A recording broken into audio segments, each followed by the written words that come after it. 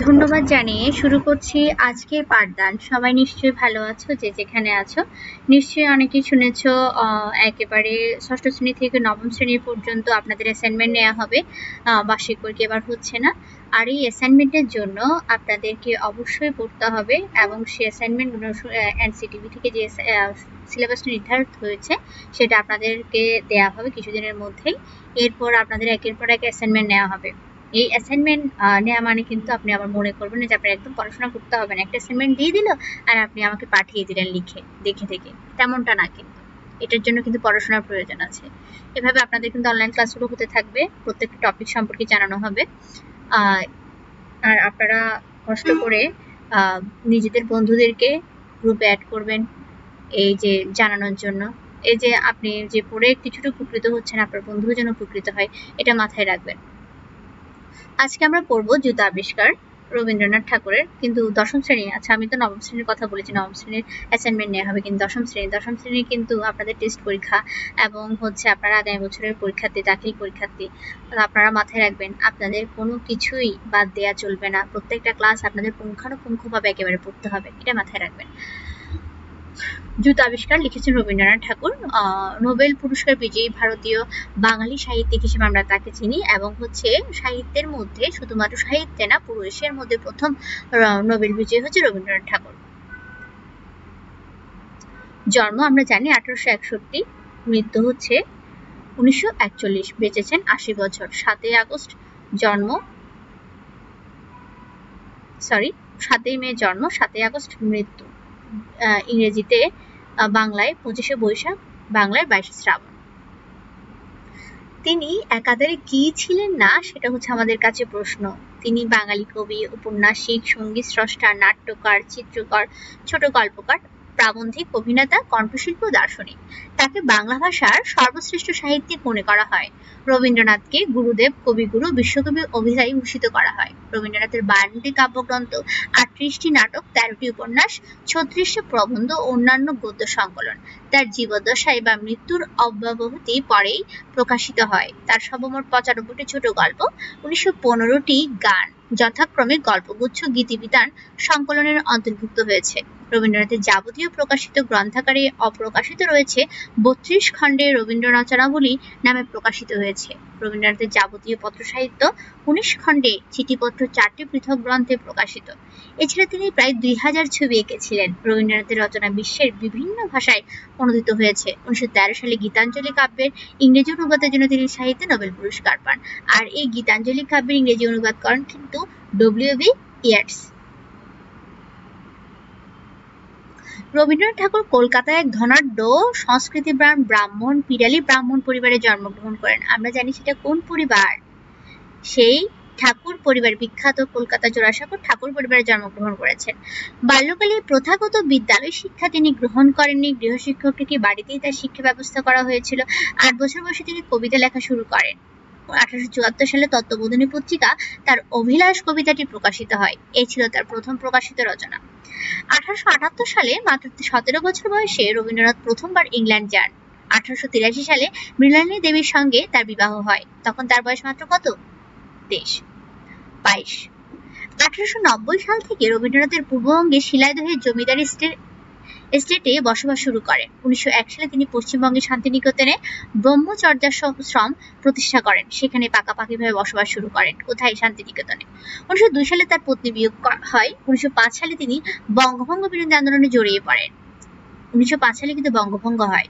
1915 সালে ব্রিটিশ সরকার তাকে নাইট উপাধি ভূষিত করেন, কিন্তু 1919 সালে জালিয়ানওয়ালাবাগ হত্যাকাণ্ডের প্রতিবাদে তিনি সেই উপাধি ত্যাগ করেন। 1921 সালে গ্রাম উন্নয়নের জন্য শ্রীনিকেতন নামে একটি সংস্থা প্রতিষ্ঠান করেন। 1923 সালে আনুষ্ঠানিকভাবে বিশ্বভারতী প্রতিষ্ঠিত হয়। তাহলে আগে শান্তিনিকেতন, পরে হচ্ছে বিশ্বভারতী।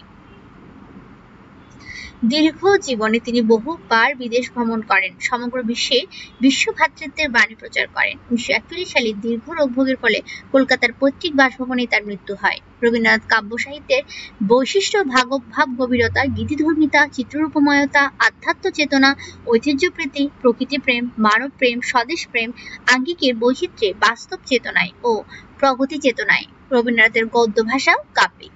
ভারতের ধ্রুপদী ও লৌকিক সংস্কৃতি এবং পাশ্চাত্য বিজ্ঞান চেতনা ও শিল্প দর্শন তার রচনায় গভীর প্রভাব বিস্তার করেছিল। কথা সাহিত্য ও প্রবন্ধের মাধ্যমে তিনি সমাজ, রাজনীতি ও রাষ্ট্রনীতি সম্পর্কে নিজ মতামত প্রকাশ করেছিলেন। সমাজ কল্যাণের উপায় হিসেবে তিনি গ্রামোন্নয়ন ও গ্রামের দরিদ্র মানুষকে শিক্ষিত করে তোলার পক্ষে মত প্রকাশ করেন। এর পাশাপাশি সামাজিক ভেদাভেদ, অস্পৃশ্যতা, ধর্মীয় গোঁড়ামি, ধর্মান্ধতার বিরুদ্ধে তিনি তার তীব্র প্রতিবাদ জানিয়েছিলেন। রবীন্দ্রনাথের দর্শন চেতনায় ঈশ্বরের মূল হিসেবে মানব সংস্কারকে নির্দিষ্ট করা হয়েছে। রবীন্দ্রনাথ দেব বিগ্রহের পরিবর্তে কর্মী অর্থাৎ মানুষ ঈশ্বরের পূজার কথা বলেছিলেন। সঙ্গীত ও নৃত্যকে তিনি শিক্ষার অপরিহার্য অঙ্গ মনে করতেন। রবীন্দ্রনাথের গান তার অন্যতম শ্রেষ্ঠ কীর্তি। তার রচিত জনগণ মন ভারত ভাগ্য বিধাতা, অধিনায়ক জয় হে, আমার সোনার বাংলা গান দুটি যথাক্রমে ভারত প্রজাতন্ত্র এবং গণপ্রজাতন্ত্রী বাংলাদেশের জাতীয় সঙ্গীত। মনে করা হয় শ্রীলঙ্কার জাতীয় সঙ্গীত শ্রীলঙ্কা মাতা রবীন্দ্রনাথ ঠাকুর দ্বারা অনুপ্রাণিত ও উৎসাহিত হয়ে লেখা হয়েছিল। রবীন্দ্রনাথ সম্পর্কে আমি কিন্তু ক্লাসে আপনাদেরকে অনেক বেশি আলোচনা করি। আজকে এতটুকুই আলোচনা করেছি এবং জানিয়ে দিয়েছি রবীন্দ্রনাথের এই যে সাহিত্য চেতনা এবং সাহিত্য চেতনা হিসেবে তিনি সাহিত্যে কি কোথায় অবদান রেখেছেন এবং তিনি কি প্রাধান্য দিয়েছেন সেসব সম্পর্কে আমরা জানিয়ে দিয়েছি। আজকে আমরা পড়বো জুতা আবিষ্কার কবিতাটি। এটা কল্পনা কাব্যগ্রন্থ থেকে নেয়া পড়েছিলাম মনে হয় আমরা। রবীন্দ্রনাথ ঠাকুরের কল্পনা কাব্যগ্রন্থ থেকে নেয়া কবির কল্পনায় যা যে এসেছে কবিতায় এঁকেছেন এই কাব্যগ্রন্থে। এবং এটা জুতা আবিষ্কার। আপনাদের জুতা কিভাবে আবিষ্কৃত হলো? আপনারা মাদ্রাসায় যে জুতা পরে এসেছে জুতার আবিষ্কারের পিছনে নিশ্চয়ই একটা কাহিনী আছে। রবীন্দ্রনাথ নিজের কল্পনা কাব্যগ্রন্থে নিজের মনের মাধুরী মিশিয়ে সে একটা গল্প ফেলেছেন কবিতার আকারে। কহিলা হবু শুনো গো গভুরাই, কালিকে আমি ভেবেছি সারা রাত্র, মলিন ধুলাই লাগিবে কেন পাই, ধরণী মাঝে চরণ ফেলা মাত্র। তোমরা শুধু বেতন লহবাটি, রাজার কাছে কিছুই নাহি দৃষ্টি, আমার মাটি লাগাই মোরে মাটি, রাজ্যে মোর একই অনা সৃষ্টি, শীঘ্রই করিবে প্রতিকার, নহিলে কারো রক্ষা নাহি আর। হবু বলছে গভুরাইকে, হবু হচ্ছে এখানে রাজা, গভুরাই হচ্ছে মন্ত্রী। বলছে সারা রাত্র ধরে সে ভাবলো তার পায়ে কেন ধুলা লাগবে। এই ধরনী এই পৃথিবীর মাঝখানে যখন সে তার পা ফেলবে, চরণ মানে পা ফেলবে, তখনই কেন তার পায়ে এরকম ধুলা মলিন হবে। বলছে তোমরা যে বেতন লও, রাজার দিকে তোমাদের কোনো খেয়াল নেই। এই যে মাটিতে পা লাগে, এই যে এটা একটা অনাসৃষ্টি না, আমার পায়ে যে বালি লাগে কাদা লাগে, কিভাবে এর প্রতিকার করব? না হলে কারো রক্ষা নেই। কে বলল? রাজা বলল। শুনিয়া গভু ভাবি হল খুন, দারুণ ত্রাসে ঘর্ম বহে গাত্রে, পণ্ডিতের হইল মুখ চুন, পাত্রদের নিদ্রা নাহি রাত্রে, রান্নাঘরে নাহিব চড়ে হাড়ি, কান্নাকাটি পড়িল বাড়ি মধ্যে, অশ্রু জলে ভাসায় পাকা দাড়ি, কহিলা হবু গভু হবুর পাদপদ্মে, যদি না লাগিবে তব পায়ে, পায়ের দোলা পাইব কি উপায়। এবার বলছে গবু ভাবতে ভাবতে তো খুন হয়ে গেল, এখন কি হবে? তার গায়ে ঘর্ম, গায়ে ঘাম ছুটে গেল, পণ্ডিতের মুখ চুন হয়ে গেল, এরকম মানুষ নিদ্রা করতে লাগলো। মানুষের নিদ্রাও কি হলো? রাতের ঘুমও হারাম হয়ে গেল। রান্না করে ভাতও চড়ছে না, কান্নাকাটির রোল পড়ে গেল। এখন কি হবে? রাজার এই কথার যদি মানতেই না পারে, তাহলে কি করে? কারো চাকরি থাকবে না। এজন্য কারো চোখে ঘুম নেই, হাঁড়িতে ভাত নেই, হাঁড়িতে রান্না চড়ছে না, কান্নাকাটি চলছে, অশ্রু জলে ভেসে যাচ্ছে পাকা দাড়িগুলো। বলছে এবার গবু একটা বুদ্ধি বের করলো। হবুকে বলল, আপনার পদ্মের মতো যে পা, সেখানে যদি ধুলা না লাগে, তাহলে আমরা পায়ের ধুলা কি করে পাবো? এবার রাজা কি বললেন? শুনিয়া রাজা ভাবিল দুলি দুলি, কহিল শেষে কথাটা বটে সত্য, কিন্তু আগে বিদায় করো ধুলি, ভাবিও পরে পদধূলির তথ্য, ধুলার অভাবে না পেলে পদধূলা, তোমারে সবে মাহিনা খাওয়া মিথ্যে, কেন বা তবে পুষিন এতগুলা, উপাধি ধরা বৈজ্ঞানিক ভিত্তে, আগের কাজ আগে তো তুমি সারো, পরের কথা ভাবিও পরে আরো। এবার রাজা শুনে একটু মনে মনে দুলে দুলে চিন্তা করতে লাগলো, কথাটা তো সত্য গবুরায়ের, এই যে পায়ের ধুলা তাহলে কি করে লাগবে। কিন্তু আবার সে বুদ্ধি আটলো, না আগে এই যে সমগ্র রাজ্যের ধুলা বিদায় করো, তারপর পদধূলির তথ্য শোনা যাবে। ধুলার অভাবে না পেলে পদধূলা, এবার বলছে ধুলার অভাবে যদি আপনার পদধূলাই না পাই, তোমরা সব মাহিনা খাওয়া মিথ্যা, তাহলে তোমরা এই যে বেতনগুলো নিচ্ছ সবগুলোই মিথ্যে, তোমাদেরকে আমি কেন পুষবো? এই যে বিজ্ঞানিক ভৃত্য এত উপাধি নিয়ে তোমরা বসে আছো, কোনো কাজটাই তোমরা সারতে পারছো না, পরের কথা পরে দেখা যাবে। আধার দেখে রাজার কথা শুনি যতন ভরে আনিল তবে মন্ত্রী। চারিদিকে অন্ধকার দেখছে, রাজার কথা শুনে কে? মন্ত্রী। তাইলে সে মন্ত্রী নিয়ে আসলো আরো, যেখানে যত আছিল জ্ঞানী গুণী, দেশে বিদেশে যতেক ছিল যন্ত্রী। বসিল সবে চশমা চোখে আটি, ফুরাইয়া গেল 19 পিপে নস্যি। অনেক ভেবে কহিলে গেলে মাটি, ধরাই তবে কোথায় হবে শস্য। কহিল রাজা, তাই যদি না হবে, পণ্ডিতেরা রয়েছে কেন তবে। এবার বলছে অনেক ধরনের এই যে জ্ঞানী গুণী নিয়ে আসা হলো, মানুষকে নিয়ে আসা হলো, বলছে এখন কি হবে, এখন কি আর হবে। এই যে এতগুলো মানুষকে যে সে পুষছে, এখন কি করা যাবে। দেশ বিদেশ থেকে মন্ত্রী আসলো, সবাই চোখে চশমা এঁটে বসলো।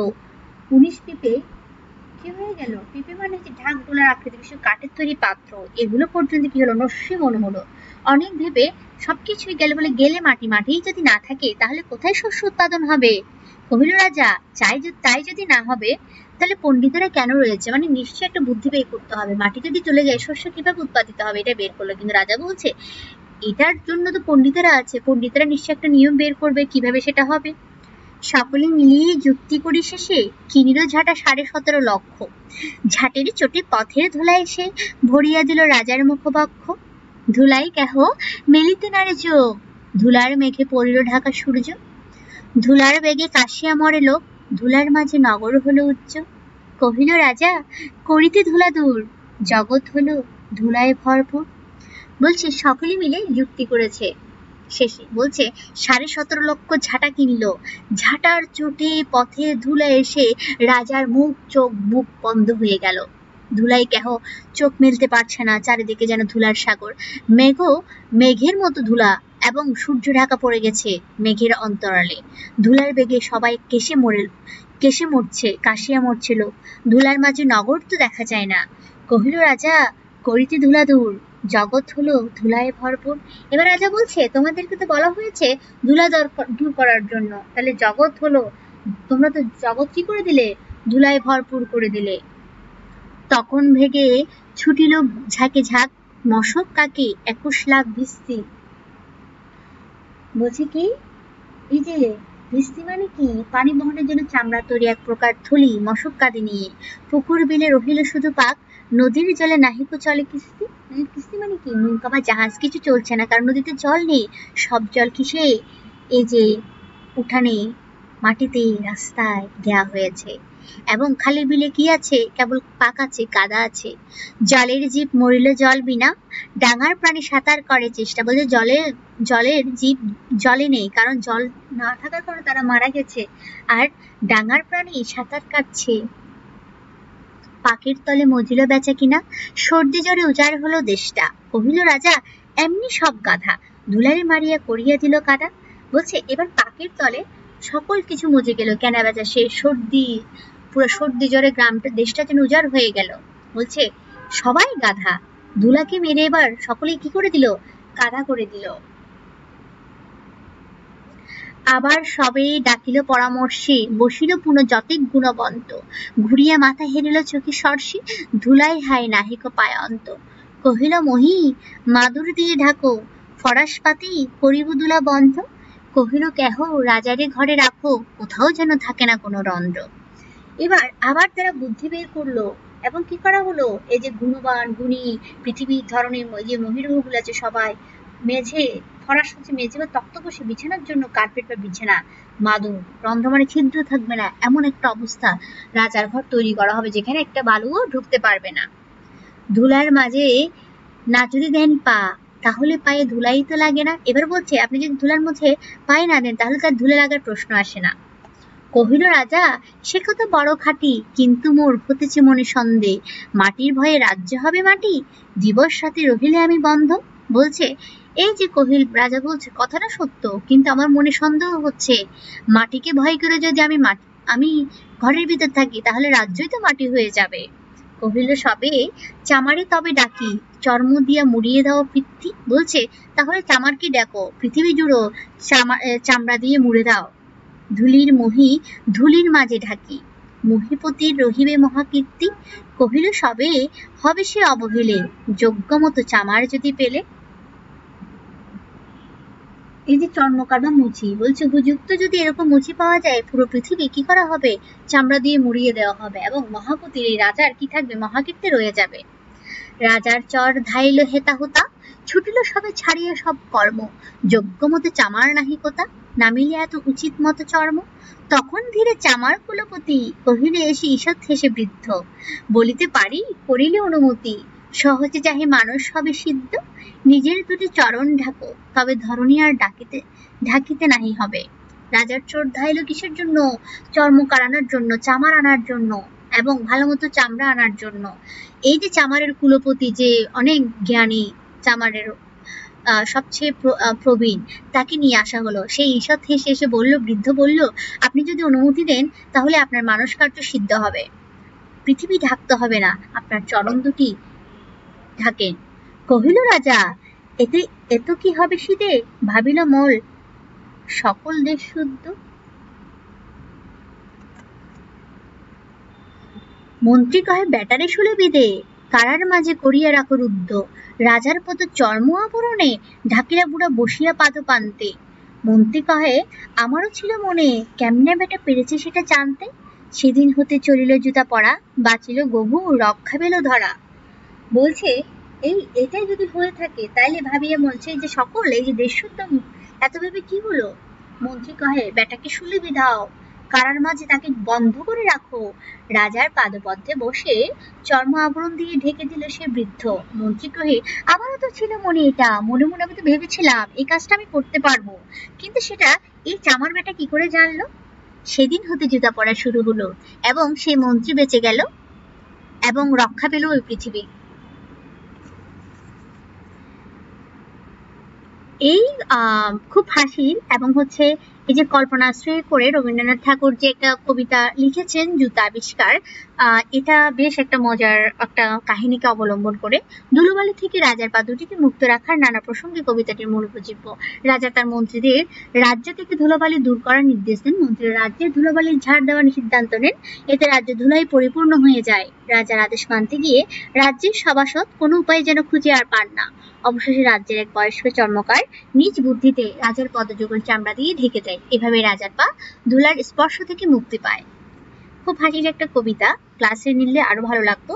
আপনাদের এই কবিতা নিয়ে কোনো যদি প্রশ্ন থাকে অবশ্যই আমাকে হোয়াটসঅ্যাপে জানাবেন, এছাড়াও জানাতে পারেন আপনারা লিঙ্কে ঢুকে কমেন্টে জানাবেন। সবাই ভালো থাকবেন, সুস্থ থাকবেন। আজকের মতোই এখানেই সমাপ্তি। ধন্যবাদ সবাইকে।